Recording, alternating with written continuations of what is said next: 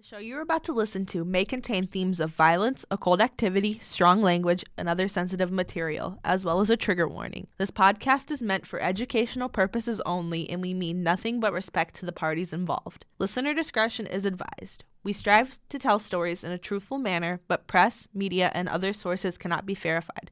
Sources can be found in the show notes.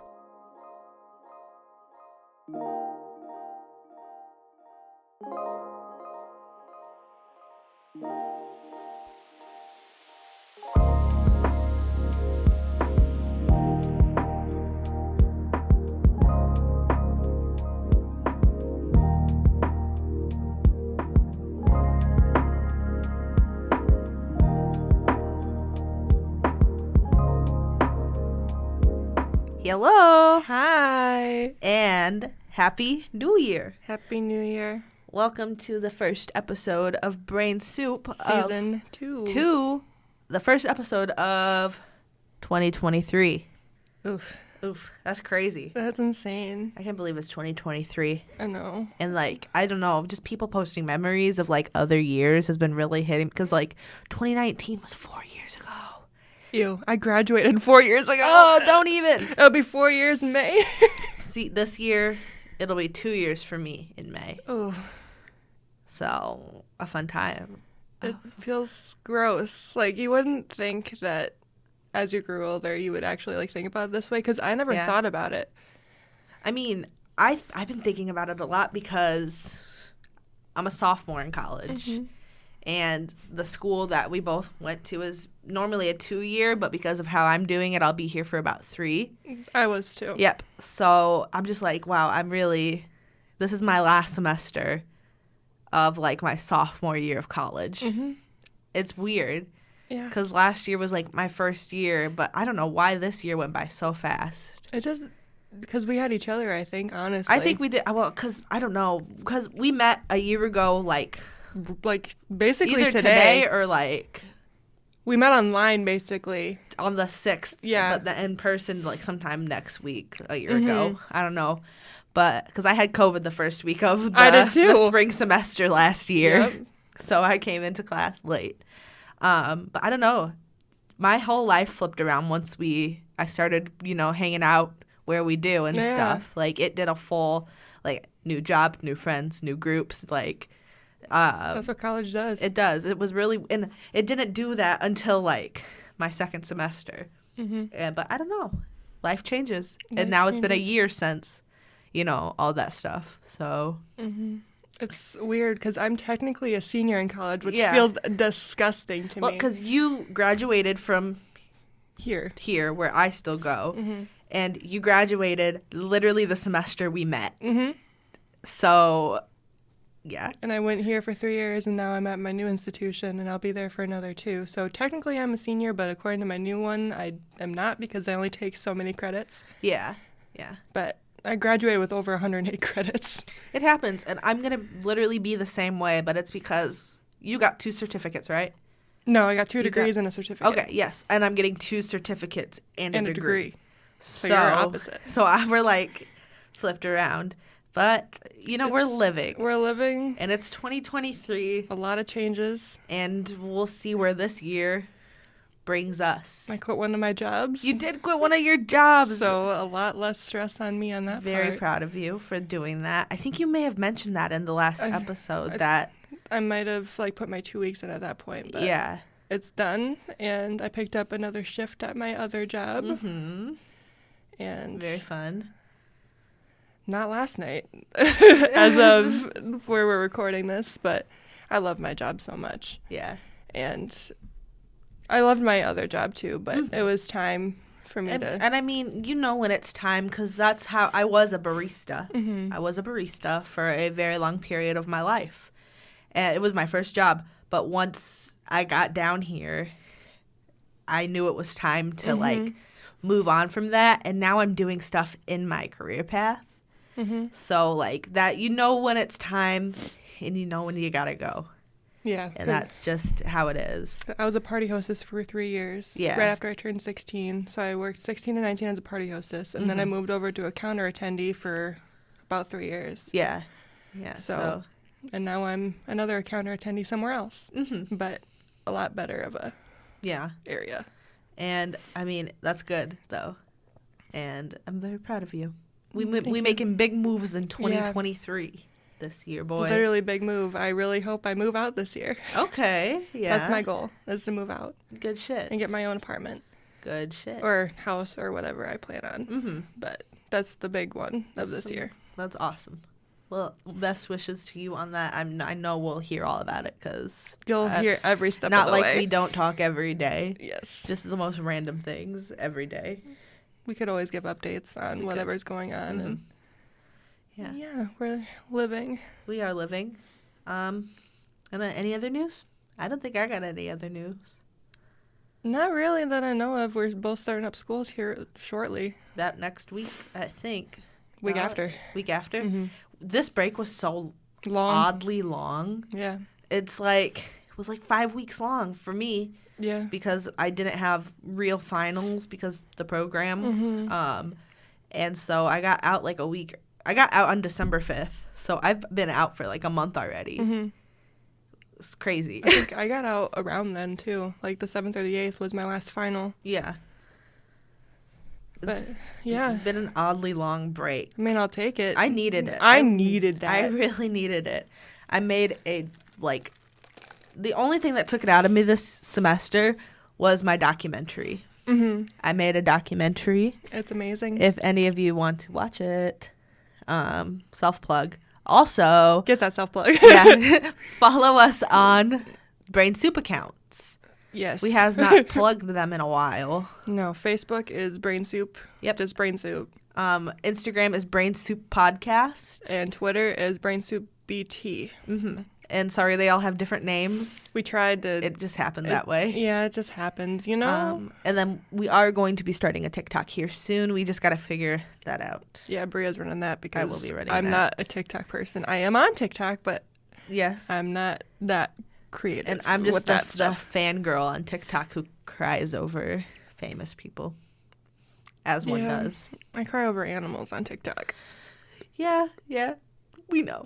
I know. We send each other so many things on TikTok that it just gets us in our giggles. A lot of it's Drag Race stuff. A lot of it is Drag Race stuff, especially with the new season coming out. Or even if I find just like random of your queens or my queens. Yeah, and I do the same because they're crazy people, but I love them all dearly. Because I find some weird ones of Pri all the time. Like, what are you doing? I think I find a lot of Lem ones. Yeah. Weird. Lemon's just legendary. She is. I end up finding her, and then who else do I end up I end up just finding, like, rankings of, like, verses and songs. Yep. Like, I haven't even seen the new Canada vs. the World, but the Bonjour High. That's the one I was jamming to in the car today. It gets stuck in my head. So I know that song because it was all over TikTok. Which one? Or all three of them? Because there's three different groups. I don't know. All of them. The one with Rita Bega is the one I always end up scrolling across just because her verse is kind of funny. Like, I know she's been under some hot water lately. Oh, big time. But her verse, just the way she holds herself in it makes me cackle. Because the other two are where it's at for me. Yeah. Specifically Isis. Okay. And her verse. Yeah. It gets me, like, in orbit. In orbit. It does. Yeah. If you see my Twitter, you will just randomly see her verse, like me retweeting it, because it goes through my head constantly. I love that. Or if it's even Raja's verse. Raja got me. Yeah, I had a change of heart. I used to not like Raja as much, but now I absolutely adore her. I've been loving Silky. Me too. I literally could not stand her for, like, the first season that we saw her. And now I, like, love her. That whole season was, like, pure drama. It was pretty rough. Brooklyn in that season in Untucked gets me so hard. I need to get on watching Untucked, but I never watch Untucked. You have to watch at least that season. But Brooklyn Heights is one of my favorite queens anyway, so. If you see her in Untucked, that is me in any social interaction. Mm-hmm. That's the best way to put it. Mm-hmm. Well, I love Vanjie, and that's probably one of my top seasons, not going to lie to you. That was my first one I watched all the way through. Just because I love Vanjie and I love Brooklyn. Mm-hmm. So that's probably one of my favorite seasons. And now we're having a Drag Race talk, even though We should have saved this. we for the are end. literally But going to be talking about true crime. we needed that for We what did. we're going to be talking about because it's a rough case today. Yes, it is.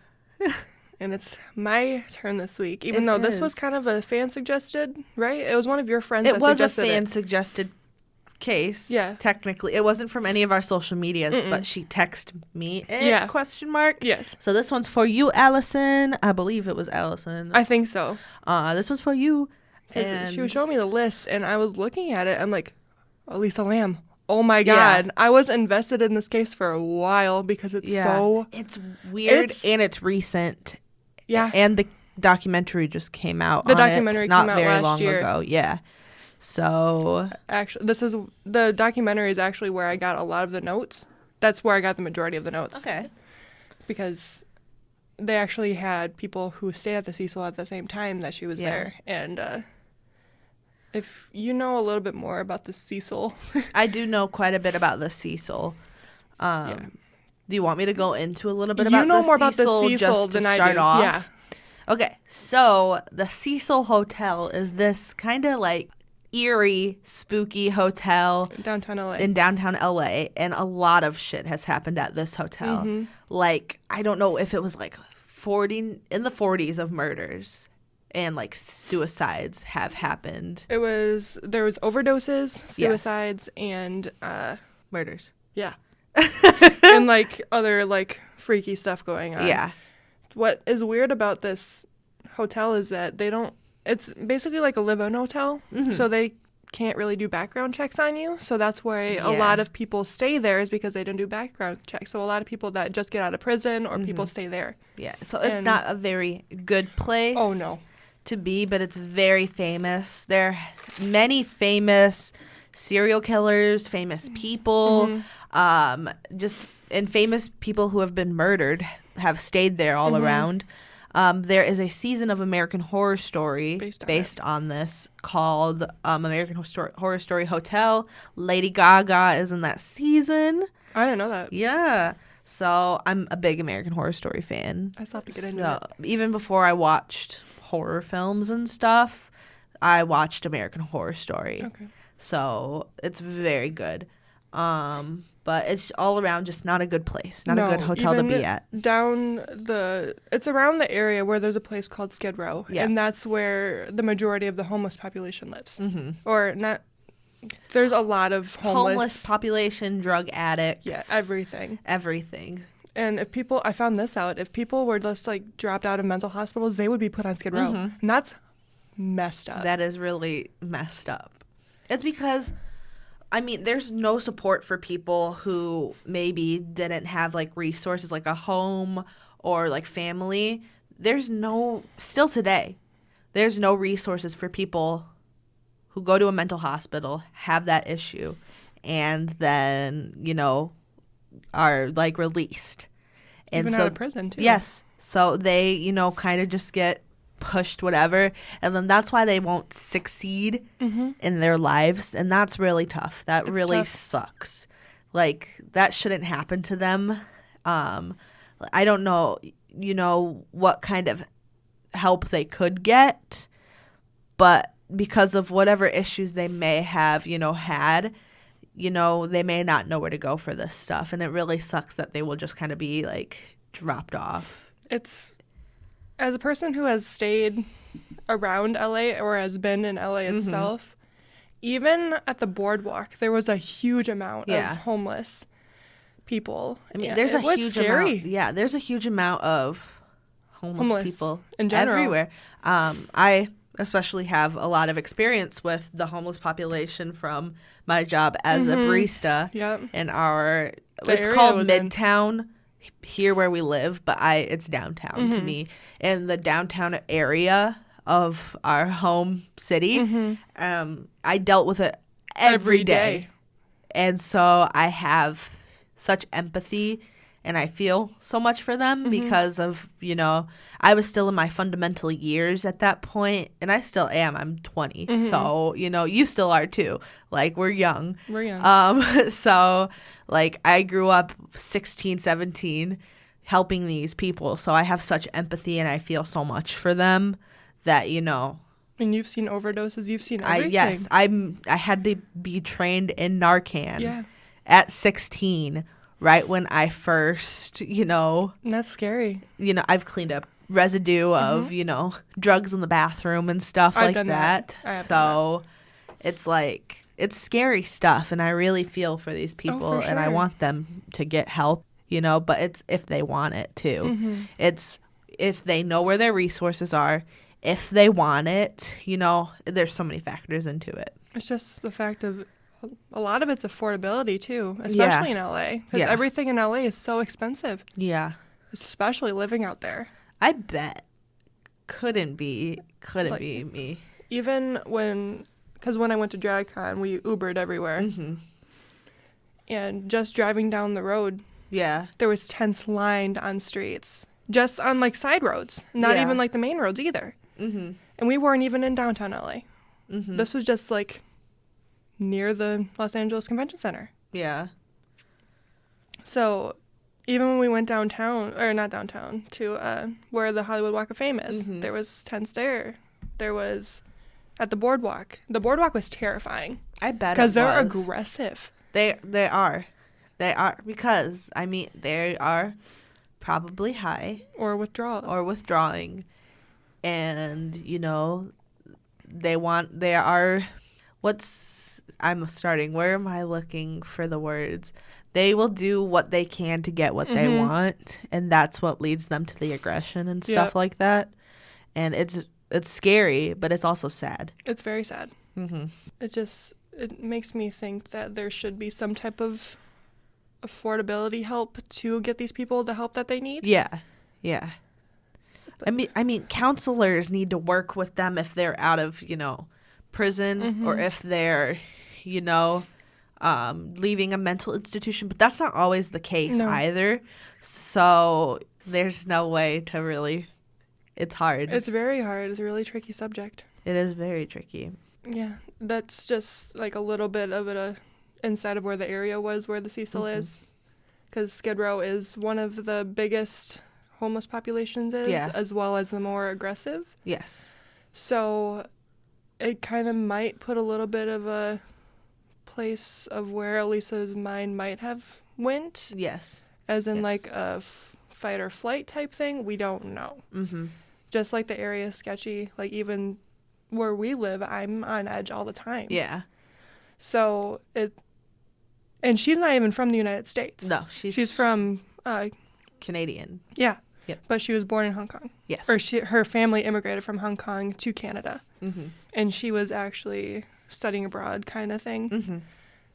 I don't even know if she was studying abroad. She might have just like, hey, I want to go somewhere to get away and see some things. Because she didn't originally go to L.A. She went to San Francisco and then went to L.A.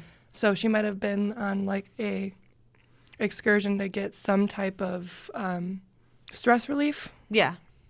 Because that's a lot of the reason why I went to DragCon and get away, because I just got out of my institution of college. Yeah, and I graduated. I graduated. It was like a reward. It was a reward to myself. And I mean, I try to go on a trip every summer. You know, everybody needs stuff like that in their lives. Even the DC trip that I just went on, that was, even though it was a school-sanctioned trip, it was relief. Yeah, it was a vacation type thing. It was a vacation. I got to have leisure, you know. Everybody needs stuff like that in their lives. A little bit of self-care. Shall we begin? We shall begin. So, Elisa Lam's story begins on April 30th of 1991 in Vancouver, Canada. So, I'm assuming she might have been born in Canada. Then again, I could be wrong, so take what I'm saying with a grain of salt, at least in this part. Because I know her parents immigrated from Hong Kong. Her parents were David and Elisa Lam, and her family immigrated to Canada, where they would end up opening a restaurant in Burnaby, British Columbia. Okay. So they own a restaurant. Yeah. And Elisa was a student at the University of British Columbia, and she also had a sister named Sarah. Okay. I don't know if older or younger, but she did have a sister. In the doc, did they talk to any of her family at all? No. Okay. But I don't know if they really wanted to talk about it because obviously... Yeah. Documentaries are tricky. They're very tricky. I just went through a full class on them, and I have some very strong opinions on different things with documentaries just because of what I've learned. Because that's, besides journalism, documentaries probably like another pathway I'd like to go. And it really makes me upset when, they don't really talk to the families, because then you don't know if the families are fully on board with it, especially with like Hulu and Netflix lately. They're horrible. Especially Hulu, honestly. Especially Hulu. Because of what brings my brain is the Gabby Potato thing. Yes. Her family said no. Yes. And there was another TikTok person. Yes, it was another woman who was murdered. I cannot remember her name right now. I can't either. But, like, that is the worst thing in my Yeah. brain. As a, like, filmmaker, in my brain, even just, like, with the... I can't. With the families and all that. They don't consult the families it's first. Not good. I mean, that's somebody who they love and they care for, and now you're exploiting them just because it's, like, money. Like... They're not even, like, doing it to talk about the case, to bring awareness and, like, help us find them, figure out what happened to them. They're doing it for the money. Like, not good. No, but I honestly do think they probably did get the permission. Yeah. Because later, there is a video with Elisa in an elevator. But we will get to that portion later on what actually happens in the video. But her parents said that they could release that to the public. Like, without any hesitation, they agreed. So they wanted to help get some type of... Yeah. What happened to her daughter. Yeah. No? So they were totally on board. They gave full permission to post it on the medias. And they ended up might have gotten some type of... Okay. They got a lot more information from when they did release the video. Okay. See, I haven't heard anything about this case in so long that the stuff I know may be outdated to what you may have done and found in your research. So it's a lot of, honestly, what I found that wasn't related, that wasn't in the documentary, or like different information. How do I put this? I was doing, like, first-hand research, like, on Google, just looking around. Some of it was completely different than documentary. Really? Like, dates. Dates. Okay. Like, originally they said that she checked into the hotel on the 26th when she actually checked in on the 28th. Okay. So that's why I'm like, I'm just going to kind of stick to the documentary because they had actual people who stayed in the hotel at the time. I think it really depends. Sometimes the internet isn't very reliable, especially some of these websites that's why that are accessible. So I mean, the documentary, that's where I went, because it seemed a lot more reliable with information. So I just went off of that for the most part. So that was the tricky part about this case, because there's so many ways that this case can go that even when I was doing the research, like I said, when I was looking it up just on Google, some things were left out. Yeah. And some things were added on in the documentary. So when I was looking at it on Google, there was things that she said were left in the room, or that they were left in the room, and one very important thing was not in that specific website. Okay. Which actually ties a lot of things into the case itself. Okay. So be careful where you're doing your research, people. That's all I've got. So... shall we actually start? Yes, let's start. This case originally started on January 28th of 2013, where Elisa would check into the Cecil Hotel, which, as we said earlier, has a very interesting past. It has a repertoire. Big time. And I don't think she knew that at the time because she was a college student. She doesn't really do much. Yeah, unless she's like us, then she wouldn't know. Right. And she's from out of the country. Yes. She's not going to know anything different. And, I mean, it's probably... It was cheap to stay there, too. Yeah. I did see that. Like, they might have their rooms that are expensive where, like, people want to stay because of things have happened there. But then they probably also have some very cheap rooms because of Skid Row. Yep. So... There's 15 floors on this place. There's 700 rooms. Oh, wow. Oh, wow. That's crazy. For LA, that's huge. That is very big. They're making bank. Okay. I don't know how much they charge per room, especially at this time period, Yeah. but I would imagine, well, there were shared bathrooms, there was shared rooms, there was everything. So, yeah. Well, okay. I'll let you continue before I interrupt you again. Okay. Because, yeah. So she was believed to stay there for about 4 days. Okay. So she booked it from the 20th to about the 1st. Okay. Around there.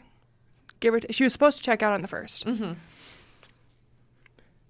So this hotel is located in downtown Los Angeles, California, and early on in her stay, she was relocated from a shared room to a private room due to some odd behaviors, in quotations. So I don't know what those odd behaviors were. Yeah, so but something I knew is that her room was like a hostile type of room, hostel, which I don't know how to explain what a hostel is, but it's just like a place where a bunch of people stay together, kind of.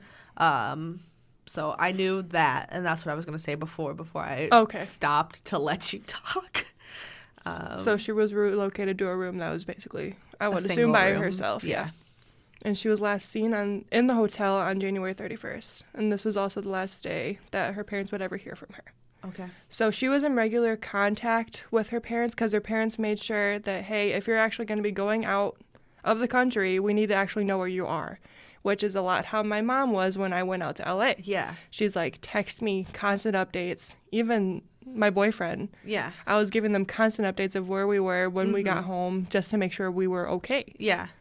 Which every parent, I feel, should do. I mean, that's how when I go anywhere, because I go like about 2 places a year. I'm a big leave the town randomly person. And I mean, my mom has my location, first of all. Okay. Because even around town, I'd be getting nervous. So, but I'm just constantly sending pictures and, like, letting her know where I'm at, what I'm doing. Because that's what you should do. I feel like, especially if you're going somewhere that's not around you, you don't have a parent with place. You. Yeah, an unfamiliar place. If you're in an unfamiliar place,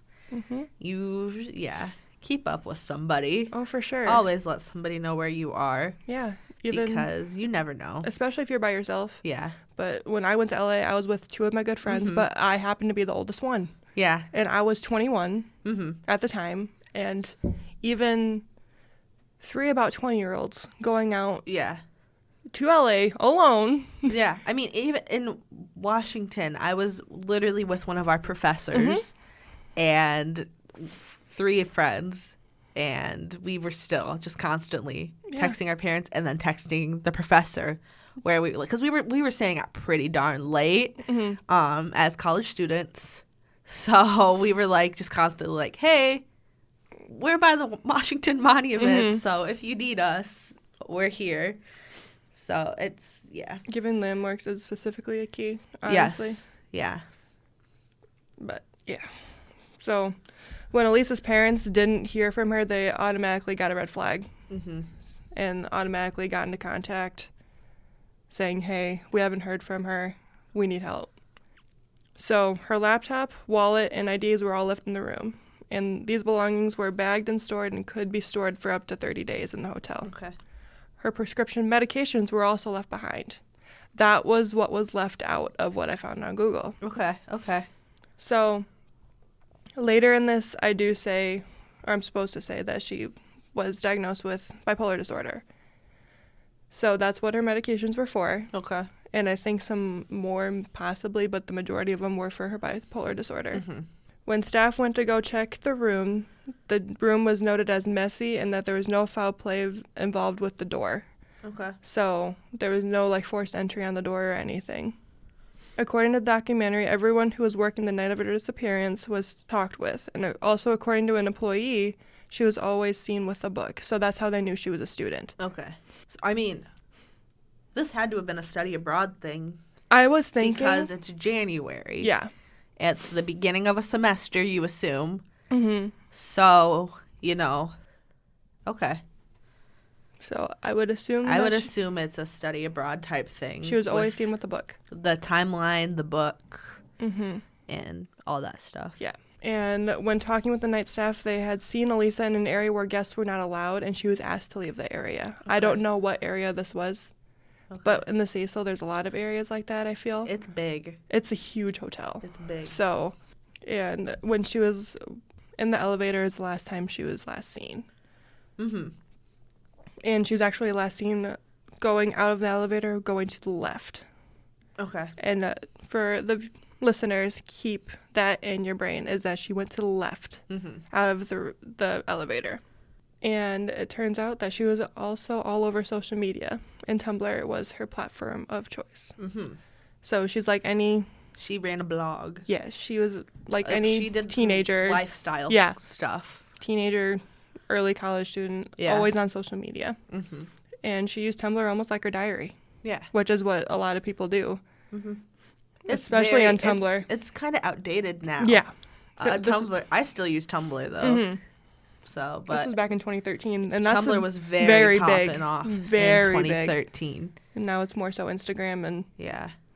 Not as much Twitter anymore. I think Instagram and like video stuff on TikTok are like the big thing right now.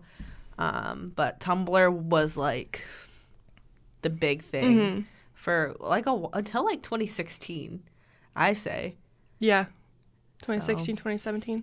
Like early 2017. Yeah, I mean, in some of my classes still for like news writing where I have to write news articles. Yeah. I'm a journalist. And he suggests we either make our Wix webpage or a Tumblr account. So So even it's still a resource for people. Mm-hmm. Police followed her Tumblr to see if they could find anything about her and her disappearance or where she might have went. So they found out that she had been to San Diego and then went to LA. And during her trip, she went to a taping of a new TV show and other things. Eventually, the investigators saw that she went to a bookstore the day she ended up going missing. Mm-hmm. They went and talked to the staff at the bookstore and found out some more information about Elisa. The staff immediately recognized her when the police were talking with them, as Elisa seemed very outgoing and that she was always talking with the staff, trying to figure out what book she should get and all that stuff. So she seemed really outgoing with the staff. Yeah, like a sweet lady. Yeah. A sweet girl just living her life. And then she goes back to the hotel, and then she vanishes. Okay. So the LAPD was very concerned and then went to the help of the public, and her family came to the States to help aid in the search as well. Her sister was also there. Okay. Her parents were at the, the press conferences with, like, the public and stuff, but they didn't actually speak. Okay. They didn't want to speak. They just were there. I mean, understandable. Right. Because their daughter's missing in a different country. Mm-hmm. It is a different country. Oh, yeah. You know, so. And compared to Canada's a lot better than the United States. Yeah, with many things. Yeah. So I could see their concern. Mm-hmm. They don't know if anything's going to be misconstrued with what they're going to say and everything like that. So while at the hotel, the investigators took to the security cameras to get some more information to see if they could find anywhere where she was. And not all floors had cameras. Well, would you look at... That's not good. And this would include Elisa's floor that she was on. Okay. I don't know why. As, like, a business place, you know... You would think that they would like have cameras on every floor. Yeah. How do you be... Especially, like, this place has to have money, first of all. Just because with... people who like ghost hunting or, you know, all that stuff, you know, they'll pay bucks to go there. This was back then, though. It was. Okay, I guess it was a little bit. I feel like it still had that, you know, reputation on a different level than it does now because, like, YouTube and podcasts were different than they are now. But I feel like it still had, like, a reputation at that point. Yeah, because... For a certain group of people. You know, a certain group of people. Like, they still had to have a little money. You would think. Like, how do you only be like, yeah, I only want a camera on this floor, but not that floor? And get this. The camera position wasn't even the best either. So, the camera positioning sucked. And the quality of the footage sucked, too. Okay. You saw the camera quality on the elevator. The elevator video. And we will post the video, but we strongly give a warning to everybody. It's triggering. Always. Yes. To this stuff. We do post some pictures and everything from cases on our Instagram, as well as Facebook and everything else. We make posts for every episode. So just a strong warning for this, even though it's late. We should have said it earlier. We do say it in our disclaimer. Yeah. But just we warn everybody for every episode, and we only wish respect to everybody as well. Because we just want to find what actually happened to her. She needs the closure. Her family needs closure. Yeah. She deserves it deserves justice. Yeah. And because there's still no telling of what actually happened. The video itself is it's hard to look at. It is pretty rough to see. It's something I saw. I completely had forgot about this case until Allison brought it up. Yeah. And then I didn't know we were going to cover it until like this week, like Monday, when we were talking to each other. And then I accidentally watched or listened to a podcast about it on like Sunday. So that's why I feel like I keep interrupting you. But you know some about it too. It's so fresh in my head at the moment because I just listened to that podcast.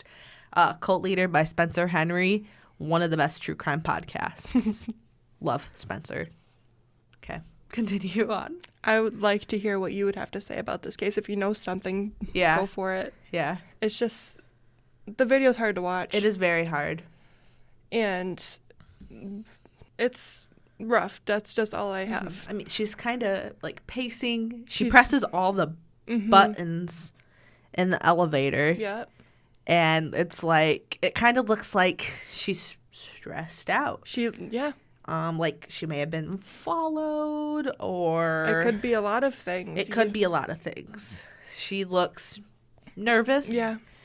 You know, the pressing all the buttons. And then the hand positioning. And that's what like really something was off from the get-go. Yeah.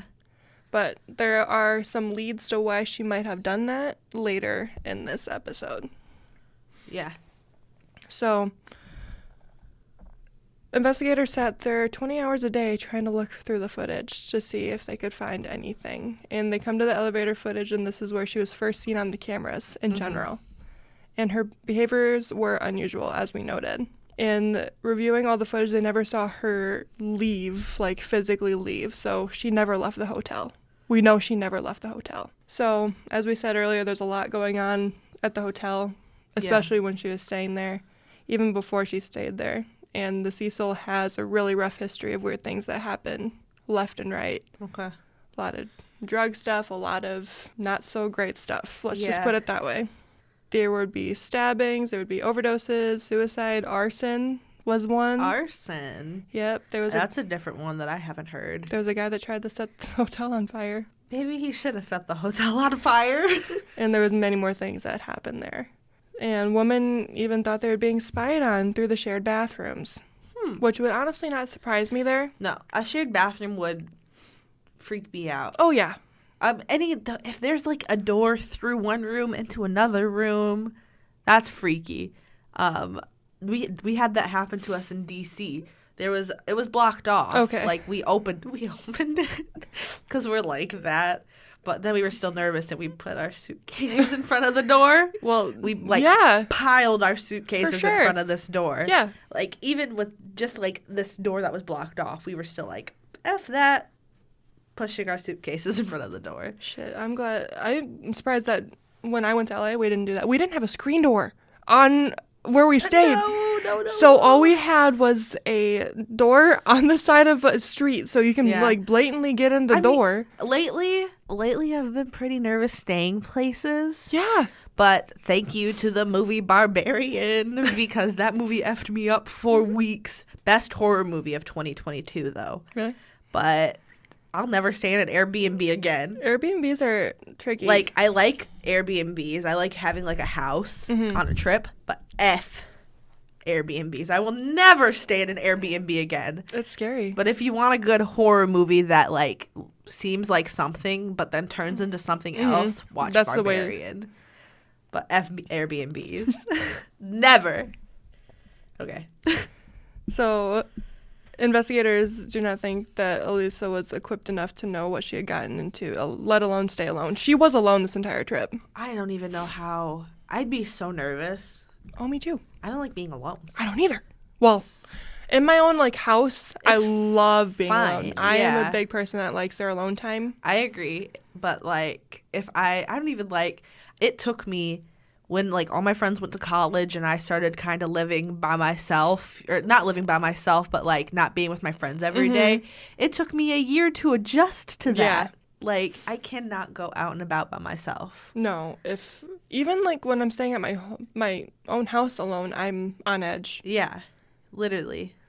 So, like, if somebody else is home with me, I'm totally fine being alone by myself. If I know, like, I can open the door and see my mom in the room across, then I'm chilling. Yeah. But, like, the rare days that, like, my mom goes out and both my mom and my dad aren't home, I'm like... I hate it. I can't. I don't know how she's doing that by herself. She wanted to get away. Yeah. And I don't think she thought twice. Yeah. I don't know what kind of state she was in. I do know she had a history of depression.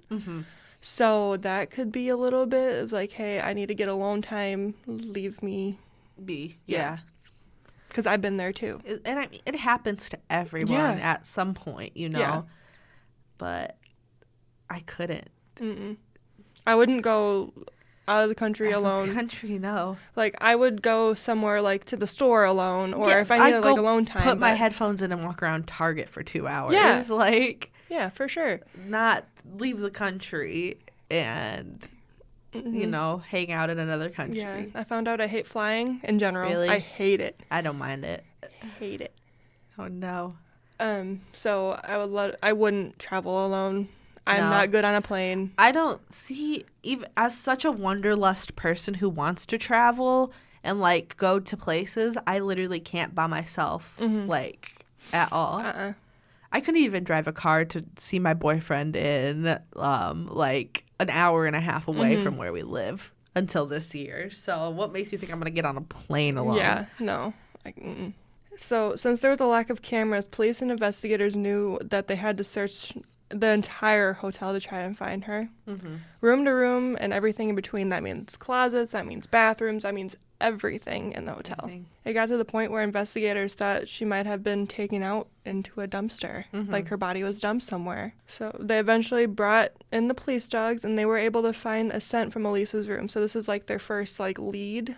Okay. And the dog would lead to a window where there was a fire escape, and this is where the scent was lost. Okay. So there are fire escapes. Yeah. Just fire escapes. I mean, you think it's like the way that it looks in the movies, you know, a fire escape that kind of has the stairs that go down and you can go up and wherever you can go ever. Yeah. Okay. So the investigators went and looked at the roof of the hotel, and they searched for Elisa and evidence, and nothing could be found. So they searched the roof a little bit, but not like extensively, I don't think. They should have done it extensively because they didn't really think anything of it. Yeah, but I mean, a person's missing. It's 2013. It is. But there's more that went on during this case, too, that was, like, not related to the case that I'll get into. But, like I'm saying now, the following day, a different case came up to where a man who was targeting law enforcement would not stop killing until he was dead. So he was targeting the LAPD specifically. Okay. And Christopher Dorner, that was his name, was a former LAPD officer, and the LAPD was on attack from one of their own. Really? Yeah. So there was another case going on to where, like, one of their own, like, previously was going out, and, That's crazy. That's what the documentary said, at least. That's insane.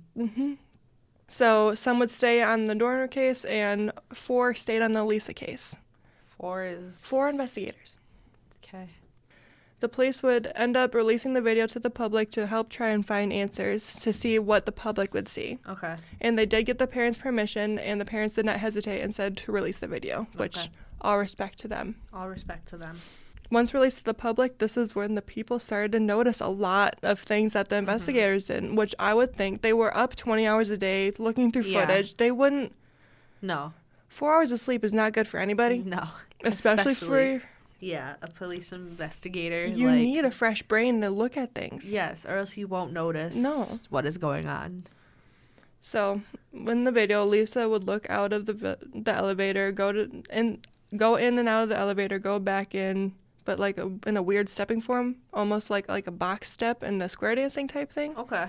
Could you kind of see that? Yeah. And she would start to press buttons and then leave the elevator. But the weird thing is that the elevator would never shut. Okay. After all the buttons were pressed. So when she left the elevator, she was moving her hands almost like she was trying to conjure a spirit almost. Like... Yeah. Like her hands were like almost... How do you describe? I don't know how you would I don't... Almost like... I hate to put it this way, but did you ever play Sims? Yes. You know the weird walk of... It's like kind of like the spooky walk where you can set... Yeah. That's kind of how I would describe it. Okay. Is how... when you're in The Sims... I can see now that you're like talking, she was kind of moving like... Not even just the arms, but she was kind of moving like a sim. Kind of. Yeah. Just in general. Yeah.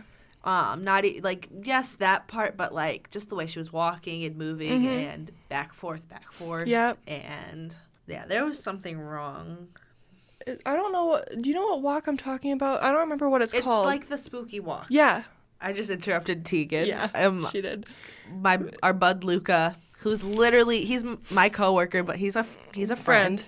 But he's in the other room, and he's just sending me pictures. When he knows we're doing this. When he knows he literally like knows we're in here. No, he's him. He's unique. He's Luca. He is Luca. That's yeah.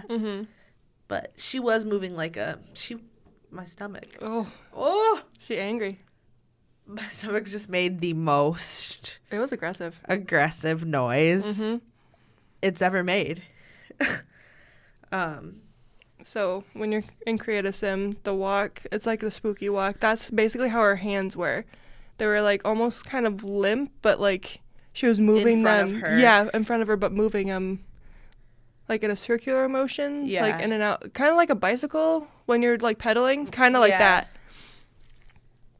And she was acting like she was trying to, like acting like somebody. She was twisting and turning. She counted her fingers even. And then she exited the elevator to the left and was not seen again. So the elevator also then closes, which is weird because it doesn't close after like an amount of time after she pressed them, which is odd. Yeah. So the door opens back up and nobody was there. So it closes, stays there for a little bit, and then opens. So it doesn't move. Okay. So, like, she just, like, that's, like, just where she vanishes. Yeah, she goes off to the left, and then she's gone. Okay. That's the last, like, footage of her because of the lack of cameras and positioning of cameras and everything. Yeah. That's horrible of them to not have cameras. I mean, it's not required of places. You would think in a hotel. It should be required of places, but, like, you would think the owner or whoever handles that stuff is like, yeah, there needs to be cameras on every floor. And, like, the owner of this hotel knows that till this point there's been weird stuff that happens there. So you think, you know, as time goes on, there's reinforcements that have been made. But no. They actually had an old manager speaking on this case on the documentary. Really? Yeah. Okay. I don't know if she spoke really anything about why, but she was a manager. She's not like one of the higher ups. So yeah, a higher up you'd think would be like, hey yo, yeah, there's weird things that be happening here, so let me, like, you know, get some more cameras, cause you never know. So obviously many were drawn to the story because they all wanted to figure out what actually happened to this woman. Yes. So everybody wanted to find her alive. Yeah. Everybody, which obviously everybody would. And this video would get everywhere because of how bizarre it was, and the video went viral. This case even went international. Mm-hmm. I think maybe this was the case that kind of started bringing attention to the Cecil. Yeah, for sure. That's why everybody wants to stay there now. Yeah. It's hard to get there now. When you think of the Cecil, this and a few other things is what come to mind. Like Richard Ramirez. The Black Night Dahlia. Stalker, who stayed there. The Black Dahlia, who if you love true crime, you know the story of the Black Dahlia. Like, that's, one of the craziest kind of cold cases there is. So, and if you guys don't know, she stayed there a few days after they found her. Yeah. So, and then Richard Ramirez, he's a well-known serial killer. Yep. Who's also known as the Night Stalker. And he would stay there, and then in between the nights, he would go and find his own victims. Yes. So little intel on that. A little intel. So it wasn't for another 19 days where Elisa's body would finally be found. Her body was found on February 19th, 2013. And February 19th is my brother's birthday. Happy birthday to the homie. It's kind of funny that we're doing this case because, it's January. Yeah, and it's coming up on how many? And this episode will be posted on January the 28th, which is the anniversary of when she disappeared. Or checked in. Yeah, checked in. Is the anniversary of when she checked in. That's weird. That's weird. That's really weird. So the water pressure at this time, like between when she went missing from like the first until then, the water pressure was very low, and the guests were concerned about this. Because obviously if you're staying at a hotel, you're going to want decent water pressure if you're paying a pretty penny for it. Yeah. So when the water came out, it was actually discolored and it had a brown tint to it. Guests were brushing their teeth with this water. They were showering. Some were drinking it. Yeah. And it even said that the water had a weird taste to it. Oh. So maintenance would go and check this out after being asked by hotel staff. Yeah. And the water would go and the faucet would make a noise to where it would eventually stop. And this is where the maintenance people would actually get like really concerned on what's going on. Because obviously if it like runs for a little bit, it's brown, I would get concerned then, but if it would like eventually stop, that's weird. That is weird. So the water faucet would make a noise where it would stop. There were 4 water tanks on the top of the hotel, so the staff thought it was weird that the water would not work because there was so much water. And a place like this with 700 rooms. Yeah. They gotta have a lot of water. Oh, yeah. So there was a ladder on top of the roof to get into the tanks, like each individual. I think each individual one had like some type of ladder, or they had one ladder to where you would have to climb to pipes. Okay. To get to the other ones. So staff would go up and look into the tanks, and this is where Elisa would be found. So she was found in the water tank. She floated up to the surface, and it was described that she almost looked like a ghost. And she was face up. She wasn't face down. Yeah. Okay. So she was in the water tank for about 19 days. Oh, wow. I can't imagine how she may have looked. Because water deteriorates. It gets worse. Oh. When police were notified, there were about at least 100 people on the roof trying to, 100 people's, staff trying to figure something out on what actually, I would assume coroners and everybody. Elisa was naked when she was found. Okay. In the tank. Yeah. And her clothes were at the very bottom of the tank. Okay. In the video, she's in a red sweater. She was in a skirt, cargo pants, kind of. Maybe. They're black, knee length. It's been a while since I saw the video, but that's what she was found in, was those clothes. So after the news was released to the media, this is where people would go to the hotel to try to figure out what happened to her. Yeah. Throughout this, people were trying to figure out what floor Elisa was on when she was in the video. Yeah. And they did find out she was on the 14th floor. Okay. And the video itself, which is 1 floor below the roof. Okay. Because there's 15 floors.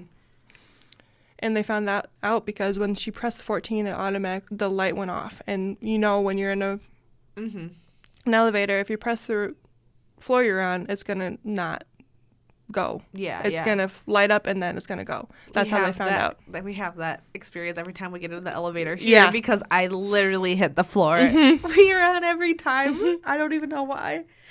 It's just how it happens. Yeah.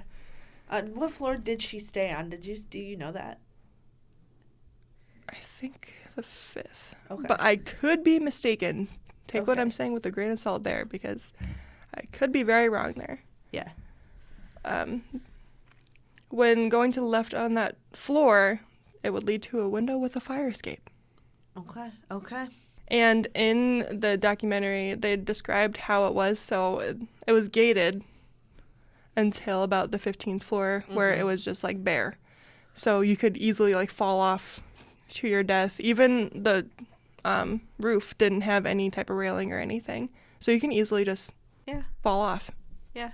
Investigators had learned that the fire escape was not the only way up to the roof. There was also a staircase that would lead up to the roof as well. But you need a key to deactivate the alarm that's there. So it's a staff-only type thing. Yeah. And around this, like I said, Elisa did struggle with depression. So we don't actually know what happened to Elisa. We don't know. It was ruled as an accidental drowning. Okay. By the autopsy coroner. But some people think it was a suicide. Some people think it was a psychotic break. I mean, it honestly could go. It can go any way. But what's weird is between the water and, because there's a lid to actually like open up the water tank. There's a considerable amount of space. She wouldn't be able to close that by herself. Yeah. So, I mean, that's why a lot of people are thinking it's like a murder. It seems like a murder to me, mostly because it looked like she was trying to get away from somebody, and she was naked. She was naked when she was found. It's not like you know she could have like got up there herself and like taken her clothes off and threw them in, but also that just doesn't seem right. No. And then because she was in water destroys evidence of everything like that, and it deteriorates the body and all that stuff. So to me it seems more murder-esque, but you never know. No. Which is sad. And, because of the lack of evidence or whatever we may not have on this case, no video, it's all up in the air. Nobody, will know. Where I'm kind of leaning towards is I think she was on a psychotic break. Okay. Because, let me get to the autopsy. Yeah. So when the autopsy came back, there was not any type of illicit drug or alcohol in her body when she passed. The only drugs that were found in her system were those that she was taking for her bipolar disorder. However, there was a lower amount compared to what she had been taking. Yeah. This suggests that she was undertaking her medications. So where I have seen like a little bit of information, but I don't know if this is completely true. But when I was looking it up, it said that she had a history of when she didn't have taken like the majority of her meds or didn't take a full dosage, she imagined that somebody was following her. Really? Okay. And I mean, not to say anything about medications and stuff, but sometimes people really need them. Yeah. But I have a family history of somebody in my family who has some mental issues and stuff, and they get off their medication for, everything, and they start having these hallucinations and issues and stuff like that because they're off their medicine, because the medication changes your brain chemistry. Yeah. Or like how it wants to run. Yes. So I do believe that, and I, when you're switching your medications and stuff, Mm-hmm. you really have to be careful with that stuff. Oh, for sure. Because it can mess you up, and then, you'll never be the same. Even when I was on birth control, I was on 3 different birth controls in, 3 years. Yeah. And you're not even, no, 3 different in, 5 years? Because I was on the same one for, 3 years, and then I moved on to a different one that was working for the time. But then it was really expensive. Yeah. And then I stopped taking it. And then I was on another one that immediately changed my mood. I was so sad. Yeah. My emotions were everywhere. Yeah. Medications really can They're change. scary. Yeah. They are scary. Stuff. So that's why I'm on the fences. I do think that was a psychotic break, and she thought somebody was following her, and she used the water tank to escape. Yeah. But how does the lid shut? Yeah, and I mean, it's industrial. You gotta imagine that lid is Heavy. I have no clue. It's so crazy. I do think that she did think that somebody was following her. In the elevator video, she looks like she's concerned. Yes. And so that makes perfect sense to me. Mm-hmm. Even with the hair movements, that can be another, not withdrawal symptom, but another symptom of not fully taking your medicine, is that something can happen in your brain to where it makes it work some way, and then you do some weird stuff. Yeah. Or what can be considered weird stuff. Yeah. Which could be the hand movements. Yeah. There's a documentary that I cannot remember the name of, but it talks about how medications will change the brain chemistry, especially mental health medications, and medications for ADHD and stuff. And so, I mean, they're scary. They are scary. Yeah. And so I can see where you're coming from. Like I said, it can be literally any way, and we won't know, which is sad. Yeah. Because, I mean, the family won't get closure, which they deserve. At least they know that she was found. She was found. And, I mean, that is some, but her story's not over. No, her story's not over. We don't know it may actually never what happened. be over. No. Which is really sad. It is very sad. A lot of people are leaning towards that she was murdered, or she was actually being followed, and that there was a second party involved. Yeah. Yeah. Like I said, she did have a history of depression. You can have a depression episode. Yeah. At any point. Literally any point. There's so many things that could have happened to her in this period of time. Yeah. And I think the 2 most plausible things are the psychotic break or some type of murder. I don't think it was an accidental drowning. I don't think it was accidental. No. I just can't fathom somebody climbing up there. That's where I'm getting stuck. I can't fathom her climbing up there and doing that at all. No. Not when she's out by herself, unless she was under the influence of her brain or was undertaking her medicine. Yeah. Which, with her autopsy, she was undertaking her medicine. Yeah. So, we want to pick your brains on what you guys think happened. Yeah. This is I'm looking up a picture of the water tank right now because I just wanted to see how it... Okay, so the water tank lid is not how I thought it looked.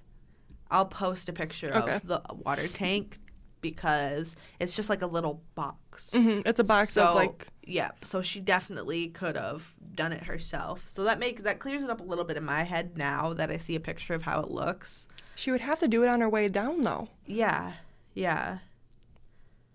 I mean, because it's a water tank. You can imagine there's probably not a ladder in there. No, there's not. There's not. It's like a drop. It's a drop. Okay. That's why it's picking my brain. You would have to think you're being chased, and that would be a decent hiding spot, I would think. Nobody would look in there. No. If you thought you were being chased. But it's you gotta think, how am I gonna get out of here? she might not have. It was definitely fight or flight. It was. And, I mean, you're not thinking you're when not your gonna fight think. or flight is kicked in, so you're probably not thinking that. Mm-mm. You're thinking, I'm going to get away from this now and save my life. But in reality, you're stuck. Yeah. Okay. Oh my, this is insane. It's just odd. It is very odd. And I don't know. Best wishes to her family. Oh, for sure. Because they're not healing from this. No. Because they don't know. And they knew their daughter so much. Yeah. They knew that as soon as she wasn't picking up calls or anything, that something happened. Mm-hmm. So now I'm looking at pictures, and I'm like, go quiet. Sorry. Well, that was the case. That was the case. Very sad case. Very, very sad. I finished my research this morning on it, and it was rough. I can imagine. I highly recommend that you guys watch the documentary, though. It's on Netflix, especially you. I definitely will hop on that because I'm curious. But I have this thing where sometimes I can't get into, like, the documentaries of certain things. It's weird. You'll get into this one. Okay. Or when they do, like, a remaking of, or, like, what is it called? Like, where somebody plays the people, like a TV series acted out, you know, like a reenactment of. I hate. Yeah, those aren't. I hate. Those aren't great. I hate shows like that, like The Watcher on Netflix about the Watcher House. I can't stand when they do that. Or they did another. Dahmer was okay. I heard it was bad. I was okay. I made it through like 4 episodes and then I stopped. I know that some of it was false, which is what turned me off of it. I mean, the movie magic, TV show magic. Yeah, that's true. I'm Googling things now, so you just gotta ignore me. But this episode's almost over anyway, so and it's an hour and 8 minutes long. You're welcome. You're welcome. We was talking today. Anywho, thank you for listening. Nothing but respect to family for again. We wish you all the best in your new year. Yes, for sure. Follow us on our social media. As we mentioned, they'll be linked in the description. And we'll link the documentary in the description as well. Yes, we will. It's a 4-part series. Yes. So be wary of that. It's 4 hours total, I believe, around that. That's not bad, though. It's an hour an episode. That's not bad. It's not bad at all. That's not bad. And if I can sit through that, y'all can sit through that. Because I can't sit through I can say shit. I'm going to say shit. I cuss all the time on here. And it's okay. We're fine. It's fine. Chilling. I can sit through an hour of stuff. But, like, more, like, I don't like movies. Yeah. I hate movies. I need something, it's not short and sweet, but movies, you watch everything in 2 hours and then you're done, and that's why I watch movies. I can't do that. You get a full story in 2 hours and then you're chilling, See, I need like an hour and then process the information and then I'm good. Which is what The Walking Dead was to me. Yeah. That's what Drag Race is to me. I see that. I used to be able to binge watch shows, and this is a whole other tangent on this episode full of tangents. It's okay. I used to be able to, like, knock out some shows. I have the hiccups now, so sorry about that. I used to be able to knock out shows, and now I just can't. I don't know why. Because we're so used to school. Yeah. So that's why I watch movies. I don't know. I think that's all we got for this one. I think this is where we leave you guys for the week. Anywho, one of the longer episodes today, but heck yeah. The talkies. It's okay. We're fine. It's okay. It's fine. We're fine. Anywho, we will see you where we see you. In the next one. Bye-bye. Bye-bye.